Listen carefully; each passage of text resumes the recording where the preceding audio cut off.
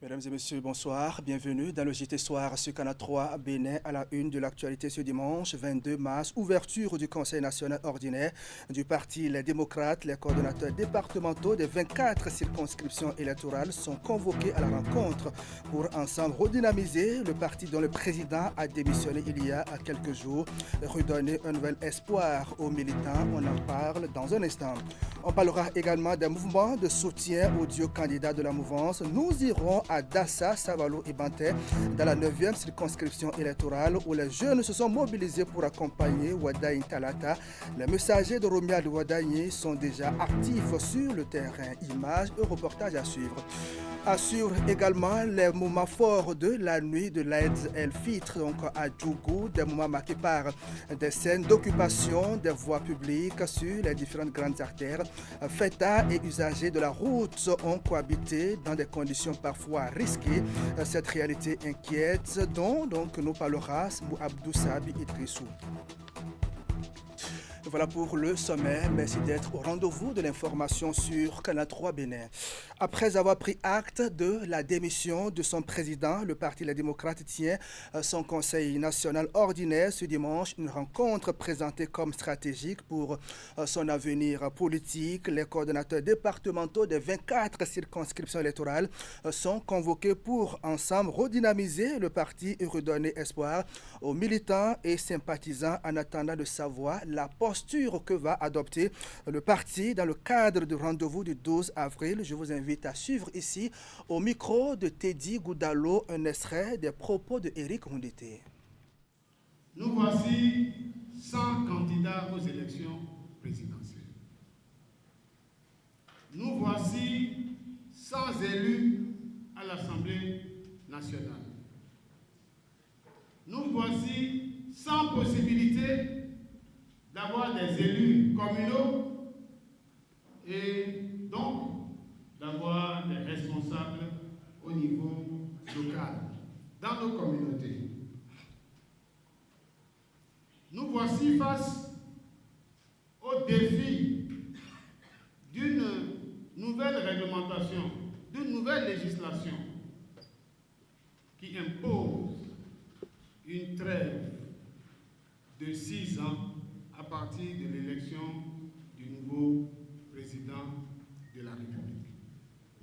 C'est donc à bon droit que chacun de nous se pose la question de savoir que devons-nous faire pour continuer à être utile à notre peuple, pour continuer à servir notre nation comme nous l'avons dit dans notre serment à la création de notre parti. Ce sont les réponses à cette question que nous sommes venus ensemble chercher ici. C'est quoi les perspectives?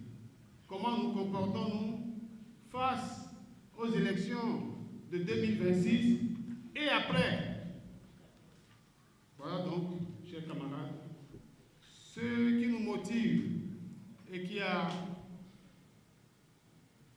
nécessité la convocation de ce Conseil national après que nous ayons examiné le rapport du comité mis en place à cet effet.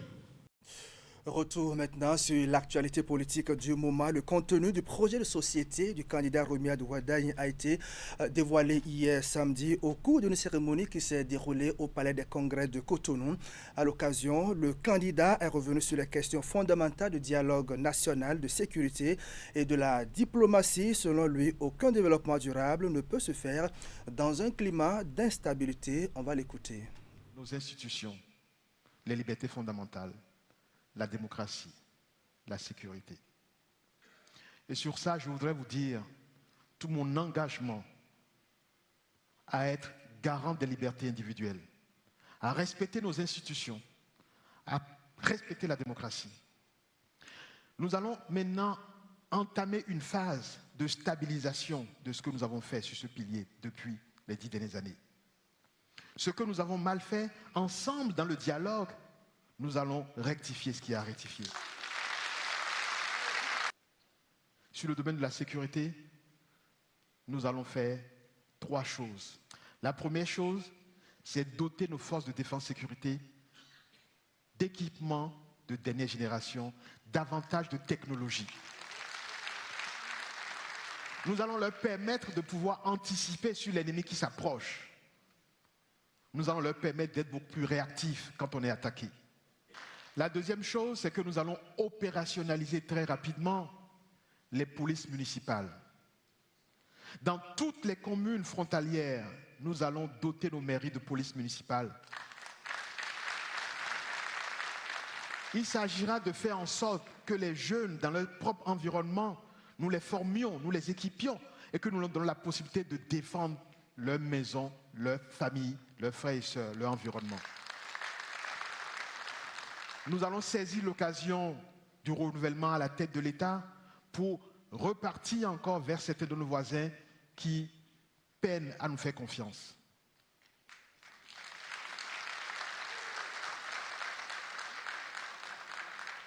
La nature nous a fait voisins et on ne pourra rien y faire.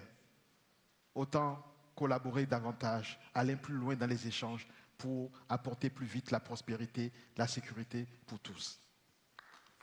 Collaborer pour aller plus loin, c'est l'approche que propose le candidat de la mouvance des villages et villes de splendeur dans chacun des 6 pôles de développement. C'est également son rêve, tout en insistant sur l'industrialisation généralisée, le développement du tourisme à l'interne et la possibilité de faire du Bénin un exportateur de technologie à travers la formation des jeunes. Voici quelques grandes lignes donc, que propose Romia Douadagne pour améliorer le quotidien des Béninois. Il est évident qu'aujourd'hui, face à la démographie et au nombre de jeunes qui sont en recherche d'emploi, il est indispensable que dans chaque région, il y ait au moins une industrie. Obligation serait faite d'attirer une industrie nouvelle au moins dans chaque région.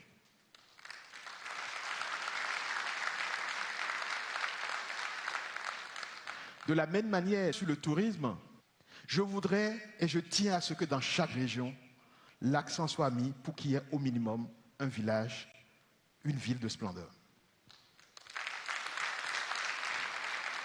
Nous devons faire en sorte que le travailleur qui est ici à Cotonou, qui prend quelques jours de repos avec sa famille, ait d'abord envie de dire « je vais à Dassa, je vais à Boukoumbe » plutôt que de dire « je vais ailleurs pour ne pas nommer un pays à côté ». Nous pouvons le faire. Nous devons développer le tourisme local. Nous devons faire en sorte que nous-mêmes, nous ayons envie de visiter les autres régions. Je suis né à Lokossa, je n'ai pas choisi d'être né à Lokossa, et donc on ne choisit pas où on est. Mais c'est la responsabilité de l'État de faire en sorte qu'il y ait une égalité de chance pour tous, quel que soit là où on est.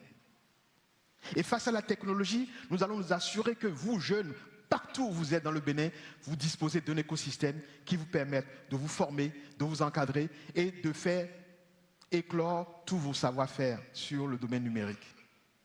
Nous sommes persuadés qu'en mettant l'accent sur la technologie, en vous donnant tous les moyens qu'il faut, le Bénin deviendra un pays exportateur de solutions technologiques. Nous le pouvons.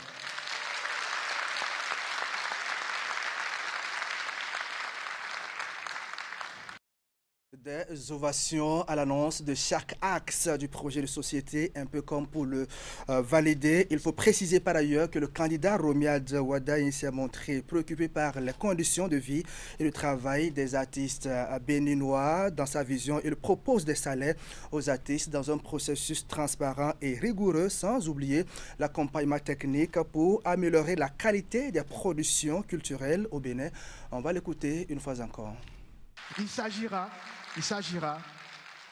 par un processus transparent et rigoureux, de choisir chaque année un certain nombre d'artistes à qui nous allons faire 2 choses. Un salaire tous les mois. Parce que le vent qui a faim ne peut pas réfléchir. Parce que l'artiste a beau avoir du talent. Si son enfant est malade et qu'il cherche de l'argent pour aller le soigner, il va arrêter son art et même vendre l'œuvre incomplète, histoire de faire face à ses besoins immédiats. Donc nous allons donner un salaire aux artistes et leur dire, pendant la période où ils sont dans le programme, ils doivent se concentrer sur l'excellence de leur art, l'exercice de leur art, l'approfondissement de leur art. Et la deuxième chose qu'on va leur apporter, c'est de dire, parfois on a beau avoir du talent, mais il manque un peu d'encadrement pour que notre art puisse être exportable, pour que notre art puisse être aimé, apprécié par d'autres personnes de cultures différentes. Nous allons apporter cet accompagnement également, en plus du salaire qui sera donné aux artistes et tout le secteur des aides de la culture.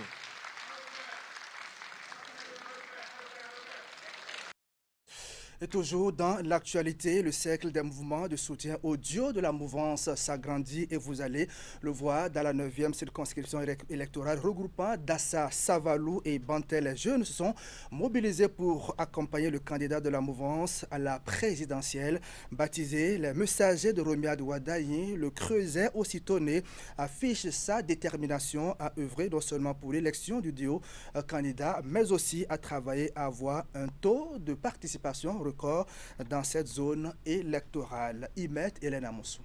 Encore du soutien pour Wadayi dans la 9e circonscription électorale. Cette fois, ce sont les jeunes regroupés au sein du mouvement Les Messagers de Romuald Wadayi. Mobilisés pour cette sortie, ils ont à l'occasion notifié leur engagement en faveur du duo Wadayi Talata pour l'échéance électorale du 12 avril prochain. Nous croyons que notre candidat Wadayi Romuald est le mieux placé pour continuer à défendre les intérêts des femmes et des familles de notre pays. Comprenez avec moi que le duo porteur d'une femme est le duo de l'espoir. Romuald Wadayi, artisan majeur des réformes économiques et financières de notre pays, incarne la compétence, la modernité et la continuité stratégique. Il maîtrise les enjeux. Avec Mariam Chabi Talata, c'est un duo d'équilibre, d'expérience et de stabilité qui s'offre au peuple béninois. Reçu par l'honorable Bertin Tamayon, ils lui ont demandé de porter directement au candidat le message de leur totale détermination. Nous avons tenu à rencontrer un élu qui représente la 9e circonscription électorale et nous voyons que vous êtes capable de porter nos voix et nous voulons que vous informez le ministre d'État que les messagers de Romuald Wadayi est avec lui. L'élu a salué cette initiative et rappelé l'enjeu crucial de cette échéance, sensibiliser massivement afin d'avoir une forte participation des citoyens. Pour lui, c'est le défi majeur de la campagne. Nous avions toujours voté, mais cette fois-ci, il s'agit de faire sortir des gens qui ne sont pas très intéressés par le vote. Ils s'appellent partir à toutes les catégories. Et je voudrais, à partir de ce moment, compter sur vous. Quant aux jeunes, ils se disent prêts à relever le pari, convaincus que leur duo n'est pas un choix du hasard. Ils promettent de se déployer sur le terrain pour que toutes les couches sociales de ce recoupement électoral se rendent aux urnes. Et sa promesse, c'est également de travailler sur le terrain pour le candidat de son choix. Le réseau des professionnels de santé entre également dans la danse, reconnaissant pour les efforts de progrès fournis par les gouvernants et soucieux d'obtenir satisfaction aux nombreuses difficultés auxquelles ils sont confrontés. Sages-femmes, infirmiers et docteurs formés dans les écoles, établissements et autres centres de la sous-région ouest africaine ont décidé de soutenir le duo Wadayi Talata. Ce choix de raison, selon eux, va leur permettre de poursuivre le dialogue pour la résolution de leurs problèmes. On va retrouver Imet Hélène Amoussou pour plus de précisions. Formés dans les centres, écoles et établissements d'enseignement supérieur, ils s'unissent pour donner une impulsion à leur vie active collective. Réunis au sein du réseau des professionnels de santé du Bénin, formés dans la sous-région ouest africaine, ces hommes et femmes sont confrontés à d'énormes difficultés liées à leur insertion professionnelle. La non-reconnaissance de leur diplôme, les difficultés liées aux procédures d'authenticité et d'équivalence, l'impossibilité d'obtenir une autorisation d'exercice, notamment celle en clientèle privée. Nous ne sommes pas allés à l'extérieur nous faire former parce qu'on pense que la formation de notre pays n'est pas meilleure. Mais c'est juste par contrainte qu'ils nous permettent de jouir de nos diplômes et d'avoir l'équivalence. Tout en reconnaissant les efforts fournis par le gouvernement en place, le groupe entend, dans une démarche constructive et dans le dialogue avec les autorités, trouver une solution. Saisissant l'occasion de ce rassemblement, le réseau a déclaré son soutien au duo désigné de la mouvance Romuald Wadayi et Mariam Tchabi Talata. Nous nous sommes organisés, mobilisés pour soutenir le candidat ou le duo de la mouvance présidentielle. Nous leur apportons leur soutien parce que nous avons vu le régime faire des choses assez intéressantes. On s'est dit, mais la dynamique doit continuer.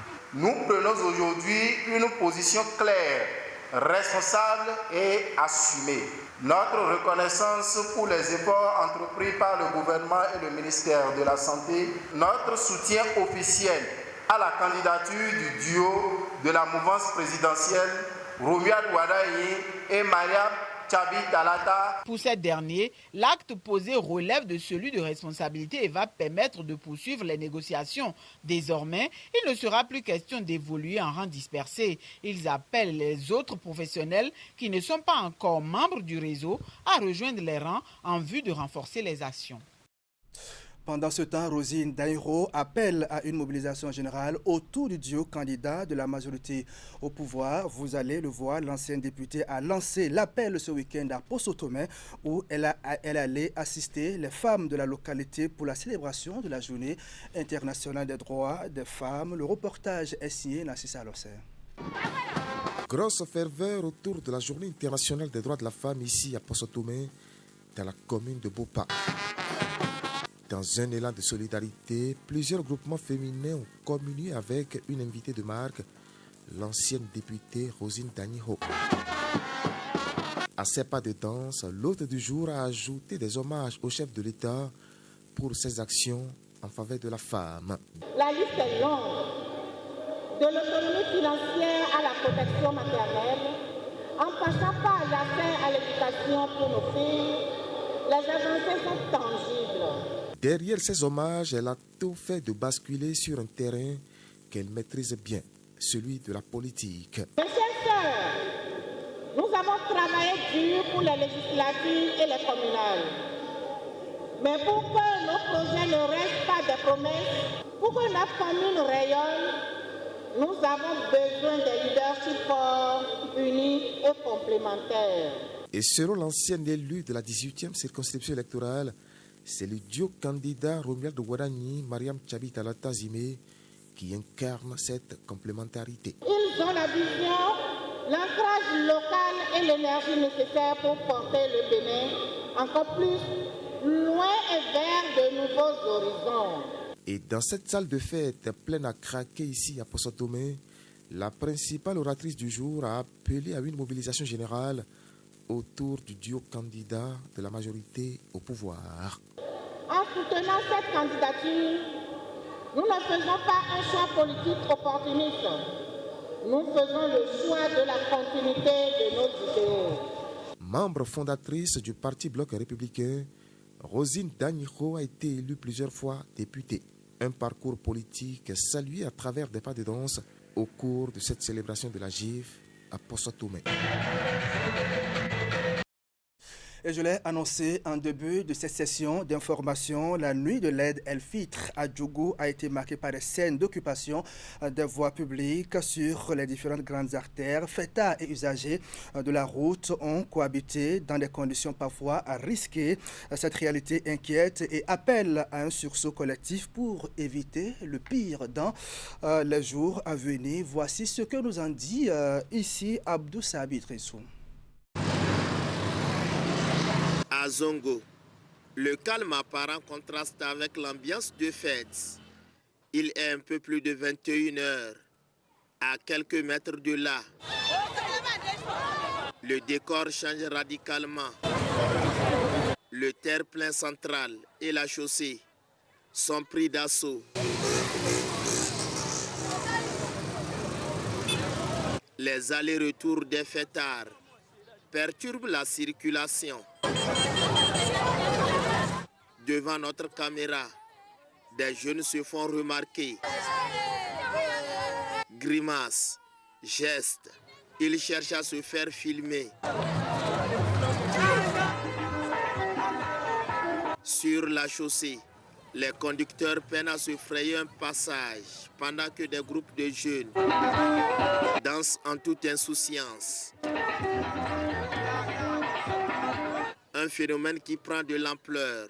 À la place officielle, Idi de Djougou, le maire tire la sonnette d'alarme. Je fais un appel à la jeunesse de rester disciplinée. La fête, ce n'est pas le désordre, ce n'est pas le désordre. Issifou Alidou, chroniqueur à Radio Solidarité FM, dénonce la situation et appelle à des mesures pour désengorger les artères principales. Je me suis dit que dans ma chronique hebdomadaire de jeudi sur Solidarité FM, il fallait évoquer le fait ou non seulement rappeler l'urgence aux autorités, mais également appeler les parents à jouer leur rôle en gardant les enfants chez eux ou en sensibilisant. Et là-dessus, on avait proposé deux solutions. Soit on fait descendre les forces de sécurité sur les lieux le jour pour qu'on évite qu'on prenne d'assaut les principaux artères, au moins pour qu'il y ait la circulation. On ne refuse pas aux enfants de sortir pour festoyer, mais pas sur quand même les principaux artères où la route est commune, elle est à tout le monde. Ou soit, à défaut, qu'on puisse offrir l'occasion à cette couche juvénile d'exprimer son énergie quelque part. À la place de l'indépendance, s'il y a un concert gratuit, ils iront regarder. En attendant des actions concrètes, la fête se poursuit au risque de provoquer des incidents.